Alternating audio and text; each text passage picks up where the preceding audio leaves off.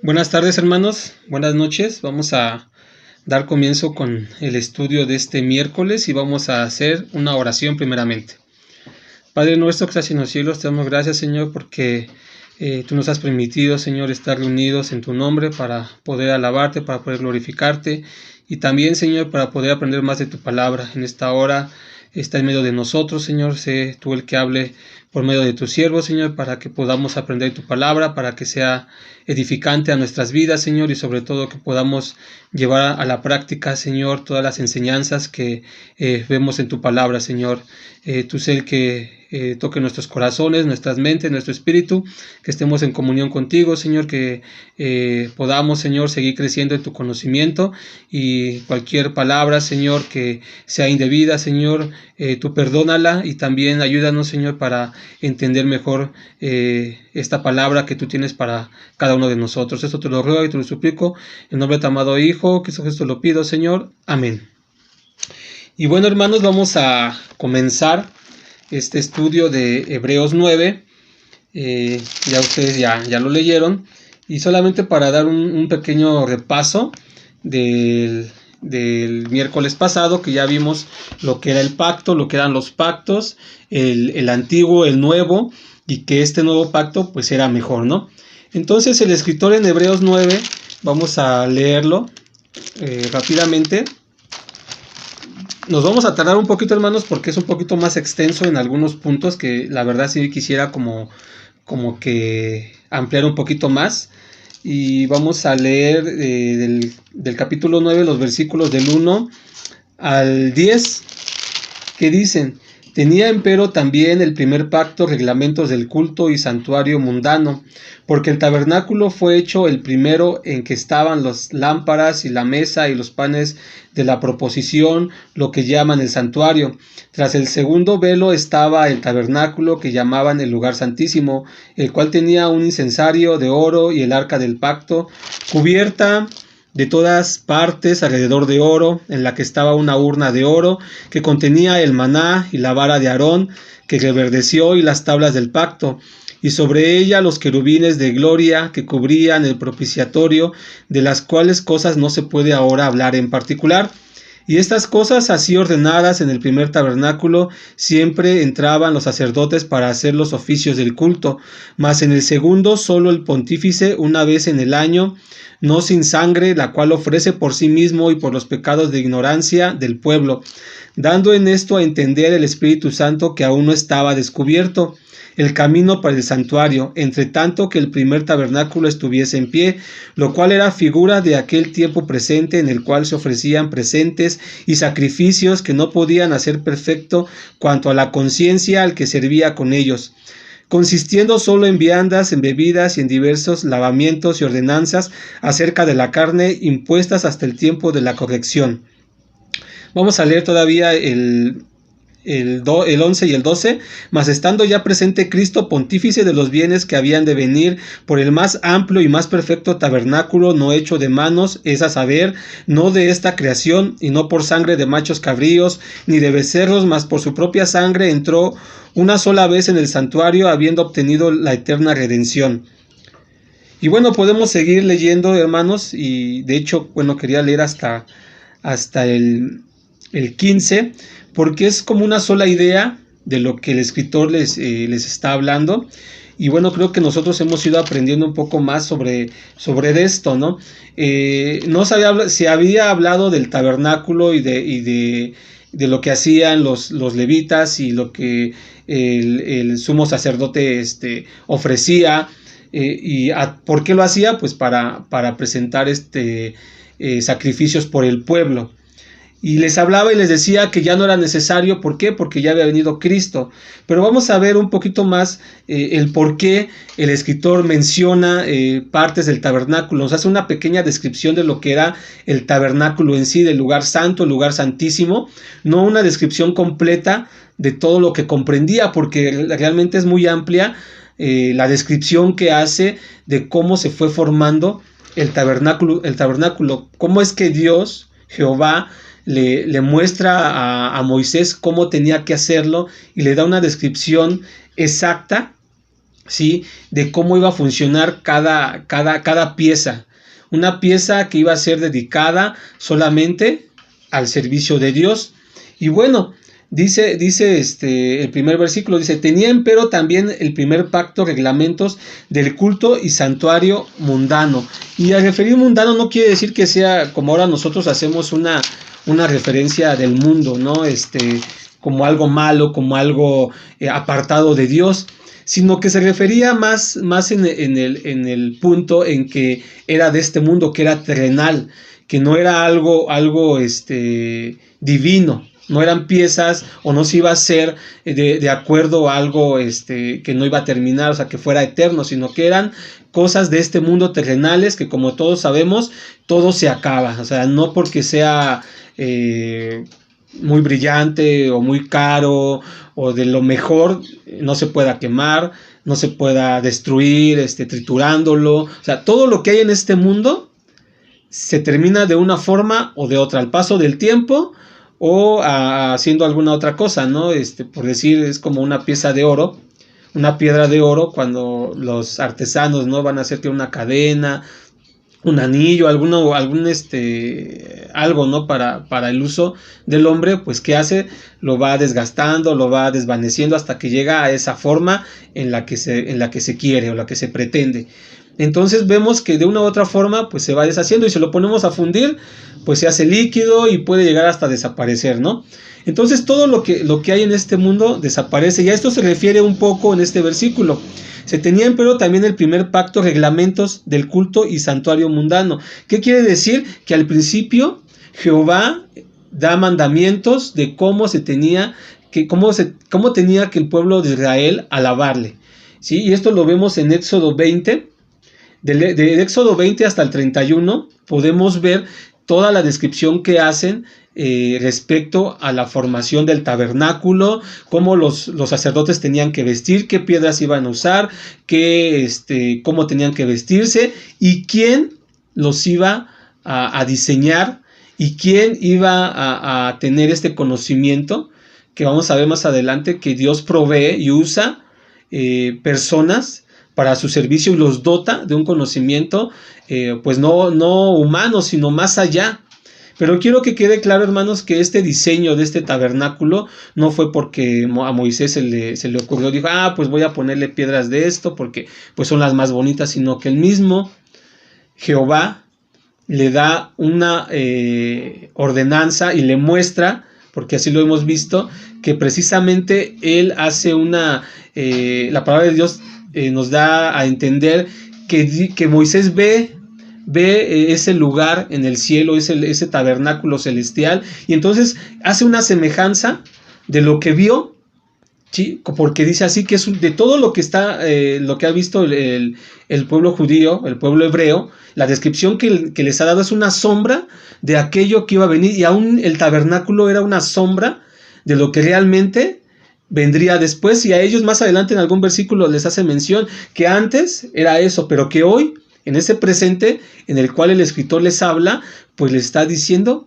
que todo esto se resumía en Cristo Jesús, en el sacrificio que había hecho. Y bueno, ya les da ordenanzas, vemos que el diseño es de Dios, no fue obra de la mente humana, no fue nada, sino simplemente el diseño lo da Dios a Moisés, y el hombre es el que edifica, el hombre es el que lo va haciendo conforme a las ordenanzas. Vemos el caso de Noé, cuando Dios le habla y le dice, ¿sabes qué? Vas a hacer esta arca con tales medidas, le vas a poner este material. Entonces así Moisés le dice al pueblo, ¿saben qué? Se va a hacer esto. Y dice, del culto y santuario mundano, porque el tabernáculo fue hecho el primero en que estaban las lámparas y la mesa y los panes de la proposición, lo que llaman el santuario. Y entonces aquí les empieza a dar una como haciendo historia, ¿no? Y algo que ellos conocían. Tal vez no lo veía, ya no estaba ese tabernáculo como al principio, porque ya se había edificado templos, ya había estado el templo de Salomón, ya estaba cuando vienen que habían sido llevados cautivos y regresan, construyen otro templo. Entonces ya no conocían a lo mejor físicamente, pero sí en la historia sabían cómo había sido formado este tabernáculo. Y quisiera que empezáramos a ver, hermanos, lo que dice. Yo les comenté que como fue hecho por manos de hombre, Dios escoge a personas para esta finalidad.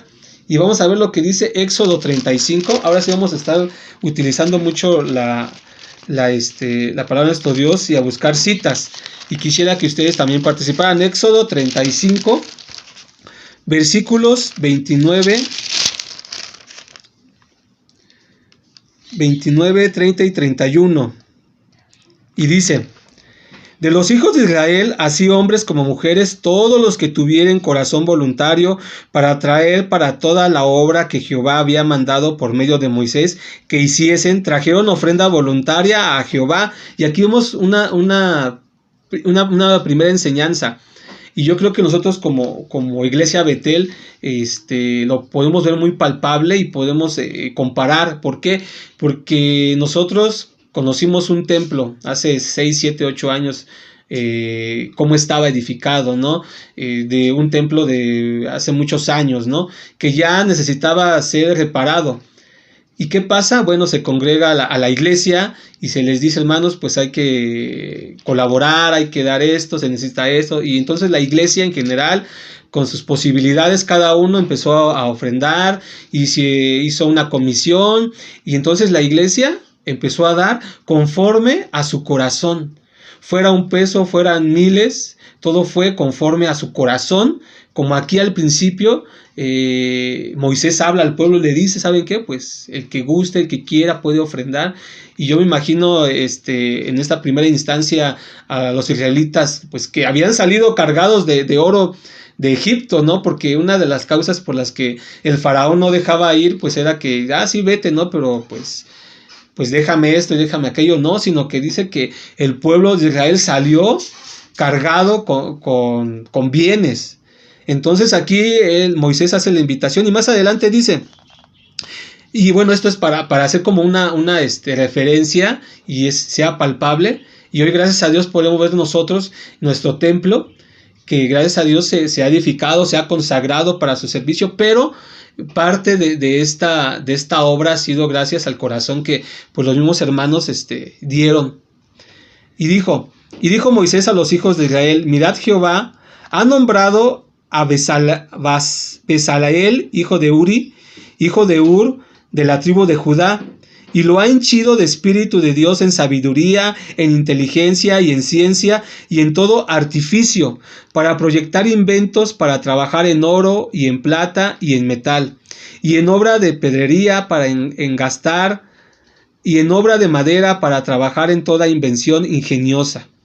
Y ha puesto en su corazón al que pueda enseñar, así como a Oliab, hijo de Ahisamac, de la tribu de Dan, y los ha henchido de sabiduría de corazón para que hagan toda obra de artificio y de invención y de recamado en jacinto y en púrpura y en carmesí y en lino fino y en telar, para que hagan toda labor e inventen todo diseño.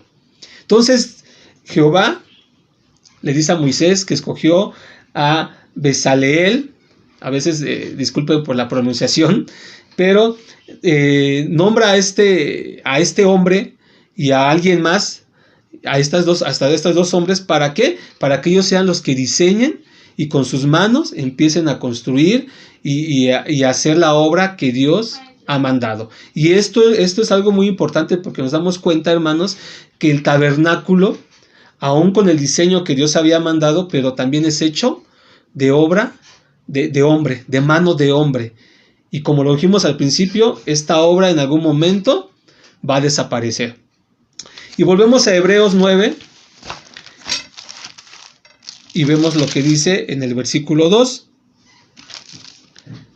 Dice, porque el tabernáculo fue hecho el primero, en que estaban las lámparas y la mesa y los panes de la proposición, lo que llaman el santuario. Y aquí yo quise hacer, más adelante voy a tratar de subir un video de las partes componentes del tabernáculo, del santuario, para que nos demos una idea más amplia de cómo estaba conformado y también haciendo una comparación de lo que cada utensilio significaba, pero sobre todo lo que representaba futuro de Cristo. Y miren, en esta hojita, no sé si se alcanza a ver un poquito, se va a ver al revés, pero en la primera parte dice el atrio, y estaba el altar y el lavacro, que es lo que empieza bueno, no nos da una explicación en este pasaje de cómo estaba ordenado, pero sí nos va mencionado que en una primera parte estaba una cosa y en la segunda otra cosa, y nos da un panorama muy amplio, y dice, porque el tabernáculo fue hecho el primero en que estaban las lámparas y la mesa y los panes de la proposición, lo que llamaban el santuario. Tras el segundo velo estaba el tabernáculo, que llamaban el lugar santísimo, y esta palabra aquí en Hebreos 9 se refiere a estas dos partes. Al principio, cuando entraban, había una puerta donde entraban los sacerdotes y el sumo sacerdote, pero solamente en esta parte donde estaba el altar del incienso, la mesa de los panes y el candelabro de oro, solamente en esta parte entraban los sacerdotes. ¿Por qué? Porque diario entraban a prender el candelabro, ofrecían, bueno, los panes, hay que hacer mención, hermanos, si no tenemos, no sabemos, los panes cada sábado eran cambiados y eran puestos otros panes. ¿Cuántos panes se ponían? Bueno, eran 12 panes, y cada pan representaba a cada tribu de Israel. Y esto lo podemos ver. Ahorita les voy a pasar la cita, hermanos, para que podamos verlo.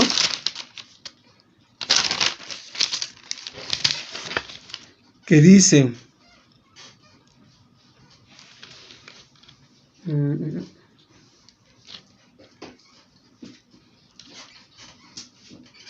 Bueno, aquí no la tengo, hermanos, se las voy a pasar después, la cita donde exactamente dice que cada pan que tenían, que ofrecían ellos, era en representación de las tribus.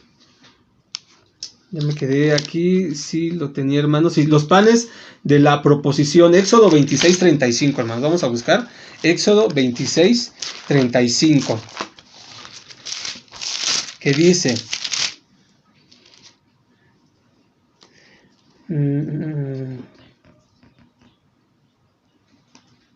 Dice, y pondrás la mesa fuera del velo y el candelero enfrente de la mesa al lado del tabernáculo al mediodía, y pondrás la mesa al lado del aquilón. Pero hay una parte donde sí nos menciona exactamente sobre los panes, que decía, Primera de Crónicas 9:31. Primera de Crónicas 9:31. Dice, bueno, y aquí nos hace mención en este pasaje de quiénes eran los encargados de realizar estos panes. Por eso les mencionaba, cada artefacto, cada utensilio que se elaboró fue hecho específicamente por ciertas personas, y también el hecho del cocimiento de los panes, el hecho de sacrificar a los animales, estaba asignado a ciertas personas. Y aquí dice, y algunos de los hijos de los sacerdotes hacían los ungüentos aromáticos, y Matatías, uno de los levitas, primogénito de Salum, coraíta, tenía cargo de las cosas que se hacían en sartén, y algunos de los hijos de Coat y de sus hermanos tenían el cargo de los panes de la proposición, los cuales ponían por orden cada sábado. Cada sábado ellos entraban, bueno, los sacerdotes entraban y cambiaban los panes por unos nuevos. ¿Y esto qué nos da a entender? Y aquí eso es lo que les voy a decir más tarde. Bueno, les voy a pasar en el video. Dice, esta mesa servía como recordatorio de la provisión constante de Dios para el pueblo. ¿Sí? O sea, ¿qué quiere decir? Dice, panes, en hebreo significa lechem, que es pan o grano. Y la proposición significa peneej, que dice rostro, presencia, paz. Entonces, los panes de la proposición eran panes de la presencia. ¿Qué quería decir? Que Dios iba a proveer y que iba a estar al pendiente de su pueblo. Y esto así como que yo escuché un estudio de un hermano que decía, no, bueno, tú cuando quieres estar, cuando llegas a tu familia, quieres convivir con ella, es en el desayuno, en la comida, en la cena, o cuando quieres invitar a alguien para platicar o para alguna cuestión de estar juntos, pues es que el cafecito, que te invito a comer, que te invito a cenar, que vamos aquí, que vamos allá. Entonces, es como una representación de la relación que quería Dios con su pueblo, constante, ¿sí? Pero pues bueno, vemos más adelante y vamos a ver que el pueblo, desde el principio, fue un pueblo que no acató las ordenanzas de Dios. Y que como ya vimos en el miércoles pasado, el pacto que hacía Dios era también de acuerdo a lo que ellos hacían o dejaban de hacer. En ese pacto, ¿sí?, podemos ver, y a través del estudio, hermanos, vemos que desde el principio el pueblo de Israel siempre estuvo como que en desobediencia. ¿Y por qué lo digo, hermanos? Porque si nos damos cuenta, en una parte de Éxodo nos habla cuando Moisés sube a la presencia de Dios, donde de las tablas, donde con su propia mano Dios escribe las tablas de la ley para hacer alianza con el pueblo. Pero en ese mismo momento, cuando ya había pasado ese tiempo, ¿qué pasa con el pueblo de Israel? Pues ya estaban haciendo un becerro de oro, y desde antes de que bajara Moisés, ya ellos ya estaban en la idolatría, ¿no? Y entonces, ¿qué pasa? Pues el Señor se enfurece con ellos. Y aún Moisés le dice al Señor, ¿no? Porque Jehová se enfurece con ellos y le dice, los voy a consumir, los voy a terminar, porque este pueblo pues es necio, ¿no? Y Moisés le dice a Dios, le dice, ¿cómo es posible que tú quieras? Entonces, ¿para qué nos sacaste? Y entonces las naciones dirán que qué clase de Dios eres, ¿no? Entonces viene algo fuerte, y cuando lo leemos, o yo cuando leí, pues pues sí me impacta el hecho de que Moisés pudiera dirigirse a Dios con esa, pues diciéndole, ¿no? Pues arrepiéntete, porque así lo dice, arrepiéntete de este mal que le quieres hacer a tu pueblo, porque pues tú nos sacaste, ¿no? Y entonces, desde el principio, el pueblo tiene esa desobediencia con Dios. Y entonces, como vamos viendo, hermanos, en esta imagen que nos dice el versículo 2 de Hebreos 9, pues nos va diciendo parte de lo que estaba en el tabernáculo. Primero estaba el atrio, donde estaba el altar, donde estaba el lavacro donde se lavaban los sacerdotes, ¿sí?, para entrar a la presencia al lugar santo, porque ya también habían ellos hecho el sacrificio, entonces se limpiaban el altar del sacrificio, entraban al lugar santo y estaba el altar de incienso, que es donde ellos elevaban oraciones por el pueblo, por sus pecados, por su desobediencia. Entonces ellos entraban, ¿sí?, para ofrecer esto, la mesa de los panes, que estaban ahí los panes, dice que estaban en 2 hileras de seis, en representación de las 12 tribus de Israel. Y si nos damos cuenta, cada vez que pasaba algo, ellos pasaban el mar, cuando cruzaron el Mar Rojo, sí recuerdo si es Mar Rojo, edifican 12 piedras, ¿no? Entonces, si nos damos cuenta, cada vez en alguna situación se hacía representación de cada tribu, ¿sí? Y en esta ocasión los panes pues también representaban a cada tribu de Israel. Y el candelero de oro que siempre estaba prendido. Entonces ahí los sacerdotes entraban para llevar a cabo estos trabajos. Ese era su trabajo de los sacerdotes. Y el sumo sacerdote, ¿sí?, es el que entraba a donde estaba el arca del pacto. Solamente él podía entrar una vez al año, y lo vamos a ver más adelante en este mismo pasaje de Hebreos, que antes de entrar a este lugar, él también tenía que ofrecer sacrificios por él, para poder estar en la presencia de Dios, para poder hablar con Dios, ¿sí? Entonces, aquí vamos viendo cómo es que todo esto lleva un orden y un significado. Entonces, el escritor le dice a los hebreos, ¿ves todos estos rituales, esto que se hacía para ofrecer sacrificios por ti, por el pueblo de Israel, y era un lugar donde solamente podían entrar ciertas personas, ¿sí? Fuera del tabernáculo, de todo esto, pues estaba el pueblo, y a cierta distancia tenían que estar, pero solamente ellos podían entrar por una puerta. Entraban, ofrecían sus holocaustos, sus sacrificios, y uno entraba hasta el lugar santísimo solamente una vez al año para estar en la presencia del Señor, de Dios. Entonces vemos que no cualquiera podía entrar, ni cualquier tampoco, si ni siquiera los del pueblo podían entrar, pues menos de otras tribus, menos de otras naciones. Y vamos entendiendo un poco, hermanos, que es como si estuviéramos bajo la ley todavía, si la ley estuviera vigente, ni nosotros podíamos estar en comunión con Dios como lo hacemos hoy en día. ¿Por qué? Porque no éramos, primero, pues que no somos judíos, no éramos de este pueblo, y bueno, porque no se había dado todavía, no había hecho efecto la gracia, no se había hecho sacrificio para que nosotros también fuéramos alcanzados por esta obra, pero nos damos cuenta que solamente era para ciertas personas de la tribu de Leví. Y bueno, regresamos otra vez a Hebreos, capítulo 9, y dice: tras el segundo velo estaba el tabernáculo que llaman el lugar santísimo. Ya vimos que estaba dividido este santuario, este tabernáculo en dos partes, o en tres podríamos decirlo, pero en el último lugar, en ese lugar más apartado, en ese lugar más íntimo, por decirlo así, más íntimo, estaba ¿qué?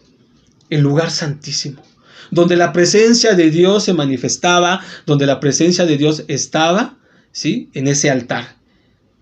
Así como dice que, bueno, si nos ponemos a leer, hermanos, vamos a ver que había dos querubines o dos ángeles que cubrían este lugar. Y entonces dice que la presencia de Dios estaba ahí. Solamente ahí estaba la presencia de Dios, no estaba en otro lugar. Entonces dice, el cual, en el versículo 4, el cual tenía un incensario de oro y el arca del pacto cubierta, dice, de todas las partes alrededor de oro, en la que estaba una urna de oro que contenía el maná y la vara de Aarón que reverdeció y las tablas del pacto. Y si nosotros nos ponemos a investigar un poco más, hermanos, y a saber, ¿sí?, más sobre esto, pues nos vamos a dar cuenta que habla que en este lugar donde ya Dios había provisto desde que salen de Egipto, ¿sí?, de su alimento, pues les provee del maná. Y este maná es guardado en una vasija de oro, en un recipiente, ¿sí?, en esta arca. Ese es el maná, el pan diario que Dios le da a su pueblo. O sea, no nada más simplemente les dice, váyanse a andar por el desierto y pues a ver cómo le hacen y a ver cómo sobreviven, y no, sino que Dios provee en todo momento durante 40 años, ¿sí?, a este pueblo del alimento. Y vemos cómo el pueblo no está conforme, porque lo vemos más adelante en Éxodo, que pues reniegan y dicen, ¿no? Y pues Dios todavía les muestra su bondad y su amor, y que les manda codornices, ángeles. ¿Para qué? Para que coman carne, ¿no? Y había algo muy importante, que el maná lo tenían que tenían que tomar lo que ese día iban a comer, porque si lo dejaban para otro día, dice que ya estaba echado a perder, porque había muchos de ellos que decían, ay, bueno, por si mañana no cae, pues vamos a guardar. Pero ¿qué pasa? Que ya estaba echado a perder este maná. Dios siempre provee de su pueblo, le provee el alimento. Por eso cuando nosotros oramos, damos gracias a Dios. ¿Por qué? Porque Él nos dio el alimento, nos dio un hogar, nos dio con qué vestirnos. ¿Por qué? Porque Él a diario nos está proveyendo de todo esto, y más del alimento. Y bueno, más debe ser el alimento espiritual que nosotros debemos de tomar, pero estábamos hablando de este alimento que había en el arca dice, en una urna de oro que contenía el maná, y la vara de Aarón con la cual él empieza a realizar milagros, ¿no? Que toca el agua y que él se convierte en serpiente, ¿no? Esta vara. Y entonces vemos cómo en pocas palabras el escritor les hace una narrativa de su historia, de lo que Jehová había hecho con ellos y los prodigios que había hecho delante de sus ojos, y que aún así ellos se apartaban. Y estaba esta, dice, la vara de Aarón que reverdeció. Imagínense, o sea, una vara nosotros vemos, pues está en un árbol y pues la dejamos ahí, pues le salen sus hojitas, y si es de alguna planta, pues reverdece y da su flor, ¿no?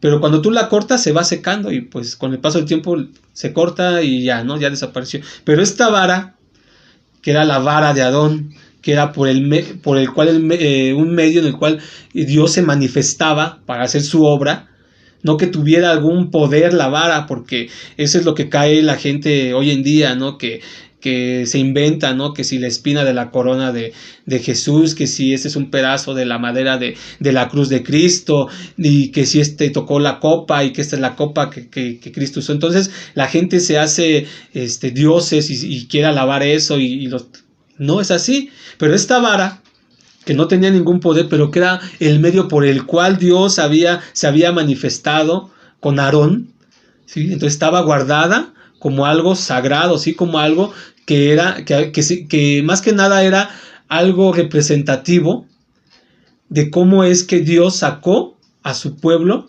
de Egipto. Era algo representativo y por eso la guardaban, ¿sí? Y dice que también estaban, ¿qué? Las tablas del pacto. Esas tablas en las que Dios escribe o manda, ¿sí? Que se escriban las tablas, los mandamientos que Dios, en este caso los 10 mandamientos y la ley. ¿Y qué pasa aquí, hermanos? Que podemos ver que hay una parte donde dice, sí lo anoté, hermanos, si no te lo vamos a buscar, donde dice precisamente que lo que comentábamos, que Moisés va bajando del monte Sinaí la primera vez cuando está en presencia de Dios y trae las tablas de la ley escritas, y al ver Moisés que pues este pueblo desobediente, que este pueblo idólatra ya está con esta situación, pues cae en ira también, ¿no? Vamos a ver donde dice.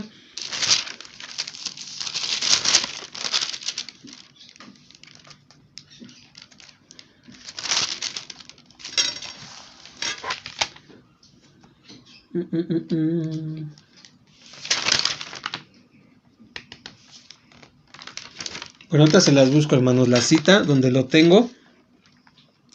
Pero es exactamente donde dice que Moisés baja del monte Sinaí y ve al pueblo y se enfurece y tira las piedras, ¿no?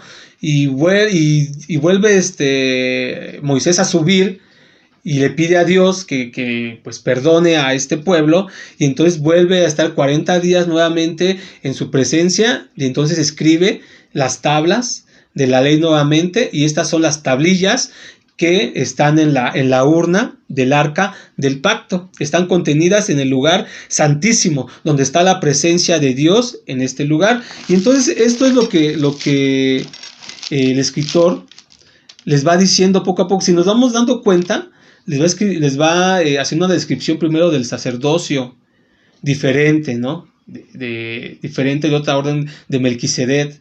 Y luego les habla de un pacto, que este pacto de este viejo Antiguo Testamento ya caducó, ya no es vigente, y les habla de un nuevo pacto con mejores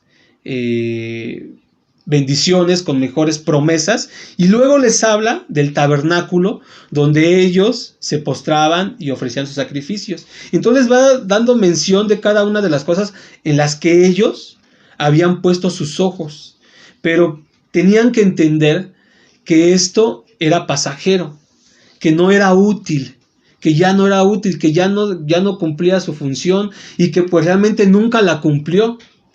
Sí, era una forma en que Dios quería que el hombre reconociera su majestad, que reconociera que este Dios que lo sacó de Egipto era un Dios poderoso, que era el único Dios, porque los hombres adoraban otros dioses, pero que el Dios de Israel era el único que podía realizar milagros y prodigios, y que los había escogido para ser una nación diferente.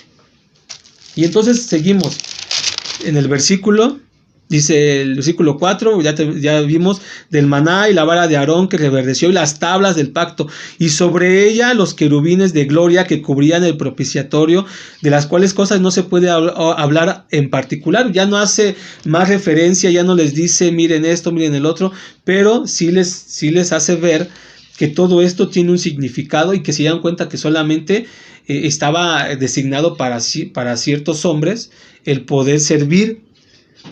Entonces ellos conocían todo esto, dice, y estas cosas así ordenadas en el primer tabernáculo, siempre entraban los sacerdotes para hacer los oficios del culto.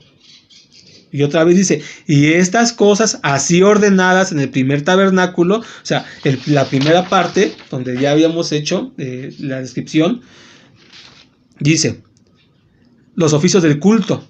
Mas en el segundo solo el pontífice, una vez en el año, no sin sangre, la cual ofrece por sí mismo y por los pecados de ignorancia del pueblo. ¿Sí? Y esto es lo que vemos, que no, si fuéramos, nuevamente lo menciono, si estuviéramos bajo esta ley, vamos a ponerlo así, de este modo. El templo Betel, ¿sí?, es el lugar donde está la presencia de Dios. Bueno, está la presencia de Dios. Si nosotros no podíamos presentarnos, ¿por qué? Porque tenemos pecado. Solamente un hombre podía entrar a ese templo Betel para interceder por nosotros, porque nosotros somos indignos, no somos escogidos para esta función, ¿sí? Dice, y ahí ofrecía primero, antes de entrar, antes de cruzar la puerta de Carmen 29, ¿sí?, tenía que ofrecer un sacrificio por él para poder entrar, ¿sí?, y presentarse limpio delante de la presencia de Dios. Y entonces dice, y ya después que pasaba esto, dice, por los pecados de ignorancia del pueblo. O sea, el pueblo era, así lo dice tal cual, ignorante, por la ignorancia del pueblo. O sea, el pueblo solamente ofrecía sacrificios porque ya sabían que lo tenían que hacer, y se vuelve una monotonía, y se vuelve simplemente algo repetitivo, sin sentido. Y eso es lo que el Señor Jesucristo, cuando está predicando en su ministerio, es lo que les reprochaba a los sacerdotes, ¿no? Bueno, a los fariseos, ¿no? Y a todos ellos les decía, pues, que ellos se alzaban y decían y todo esto. Y lo vemos muy claro cuando dan en la caja, ¿no? Cuando van a ofrendar, ¿sí? Y están ahí, y está Jesús viendo, ¿no? Y ve cómo entran los fariseos y todos estos, y depositan grandes cantidades de dinero, ¿no? Y que la gente los vea. Pero ¿qué pasa cuando entra una anciana, ¿no? Y da unas monedas, dice, esta ofrendó más que todos estos, ¿sí? Entonces el pueblo se había hecho nada más esa rutina, por cumplir los sacrificios y por cumplir las ordenanzas, y decir, es como, y lo vamos a decir así, es como, ya llegó el domingo y tengo que ir a la iglesia, y tengo que estar a las 9:30, a las 10:30, a las 12, tengo que estar en la sociedad, tengo que conectarme ahora, ¿no? Tengo que conectarme. Antes la situación de ir al templo, pues ya se volvía tal vez una rutina, y se ha vuelto una rutina para muchos. Y no se vuelve una necesidad de estar en comunión con Dios, y no porque no podamos estar en cualquier lugar en comunión, porque aquí ellos, los judíos o el pueblo de Israel, al principio solamente había ese lugar donde ellos daban sus ofrendas y otros intercedían por ellos y otros hablaban por ellos. Pero nosotros hoy en día podemos, como ya hemos dicho, allegarnos a la presencia de Dios directamente, sin ningún sacrificio. Ya no tenemos que llegar a la iglesia Betel y decirle al pastor, tal vez pues traje esta palomita y este borreguito y traigo esto para que pues por mí lo presentes. No, sino que tú ya puedes llegar con toda la confianza de que vas a estar en la presencia directamente de Dios. Y antes, no, antes este lugar, ¿sí?, había pues distancia entre cada tribu, que también estaba formada. Es amplio el ver cómo estaba conformada el tabernáculo, y alrededor las tribus. No solamente era, pues vamos a poner aquí, no, sino que estaba en medio en medio del pueblo de Israel. Y entonces ya ellos pasaban aquí solamente los que estaban designados para esta tarea, pero el pueblo estaba afuera y no veía lo que había adentro. No podía acercarse. ¿Por qué? Porque morían. Y lo hemos visto a través de la historia. Simplemente Dios quería que solamente estos hombres que había escogido se sirvieran, y que nadie tocara el arca tampoco, porque esta era una función de los levitas, de los sacerdotes. Y lo vemos cuando un hombre, ¿no? Cuando se va a caer el arca y como se acomide, ¿no? Y no quiere que se caiga, pues la agarra y la toma, ¿no? Pero ¿qué pasa? Muere al instante. No porque haya hecho una mala obra, pero simplemente era una ordenanza de Dios que nadie podía acercarse y nadie más podía tocar. Y entonces nosotros ahora sí nos podemos, es lo que el escritor les dice: ahora tú ya te puedes acercar, ya no es necesario, ya no está ese velo. Que hablar del velo, a veces nada más decimos que el velo y pensamos que es una cosa, pues una telita, ¿no? Pero no es así, sino que nos hace una descripción, y vamos a verlo en Éxodo 26, 32 y 33. Éxodo 26, 32 y 33, y dice: has de ponerlo sobre 4 columnas, y harás también un velo de cardeno y púrpura y carmesí y de lino torcido, será hecho de primorosa labor con querubines, y has de ponerlo sobre 4 columnas de madera de sitín cubiertas de oro, sus capiteles de oro sobre basas de plata, y pondrás el velo debajo de los corchetes, y meterás allí del velo adentro el arca del testimonio, y aquel velo os hará separación entre el lugar santo y el lugar santísimo. Entonces aquí ya nos da una muestra, ¿sí? Y por eso también les dice de esta parte, este velo que está aquí, ¿sí? Va a ser de tales descripción la vas a llevar a cabo. Dice que era de 20 metros de altura, o sea, era grande. Dice, y que solamente 70 hombres, se dice, que cuando lo levantaban, eso también es algo que debemos de tomar en cuenta. El tabernáculo, cuando el pueblo de Israel se iba a otro lugar, se asentaban en cierto momento, cierto tiempo en algún lugar, y se iban de ahí, entonces se tenía que levantar el tabernáculo totalmente. Entonces entraban, y dicen que 70 hombres tenían, ¿sí?, que doblarlo, que tenían que quitarlo. ¿Para qué? Para poder ser trasladado. Dicen que tenía 10 centímetros, es una descripción que encontré que dice que tenía 10 centímetros de anchura, ¿sí? Entonces este velo fue el que se parte de arriba abajo cuando el Señor Jesucristo es muerto en la cruz. Entonces, cuando pasa esto, cuando el Señor Jesucristo da las últimas palabras que dice, y lo podemos ver en Mateo, Marcos y Lucas y Juan, cómo hacen la descripción exacta al momento de hablar, el velo del templo es roto de arriba hacia abajo. No de abajo hacia arriba, sino que es el mismo, y podemos entenderlo de esta forma, que es el mismo Dios, el mismo Señor Jesucristo, que es el que se quiere quitar eso que había antes, esa separación que había entre él y los hombres en general, ya no solamente del pueblo de Israel, sino que también de los gentiles. Por eso cuando el Señor Jesucristo viene y está en su ministerio, le habla también a los gentiles, a los samaritanos, les habla y les dice. ¿Y por qué? Porque los samaritanos también eran parte de los hijos de hermanos, como decir, medios hermanos, vamos a decirlo así, del pueblo judío. Entonces ellos eran parte también, pero ellos decían, pues es que dicen los judíos, y eso vamos a ver al final, dicen los judíos que solamente allá se puede adorar, y dicen los judíos que solamente ahí. Y el mismo Señor Jesucristo les dice, pues llegará la hora en que ni aquí ni allá, y eso vamos a ver más adelante. Pero entonces vamos viendo cómo es que les va dando una descripción para que ellos puedan comprender todavía lo que era lo presente, lo que ya había pasado, pues ya ese pacto antiguo, ese tabernáculo, ya todo eso había quedado pues inservible, ya no era vigente. Dice, más el segundo solo el pontífice, el 8, dando en esto a entender el Espíritu Santo. Vamos a leer el 7 y el 8 para poder llevar la secuencia. Dice: mas en el segundo solo el pontífice una vez en el año, no sin sangre, la cual ofrece por sí mismo y por los pecados de ignorancia del pueblo, dando en esto a entender el Espíritu Santo que aún no estaba descubierto el camino para el santuario, entre tanto que el primer tabernáculo estuviese en pie. El primer tabernáculo fue el que Jehová manda construir por medio de su siervo Moisés, y Moisés manda al pueblo que se construya. Este es el primer tabernáculo. Dice,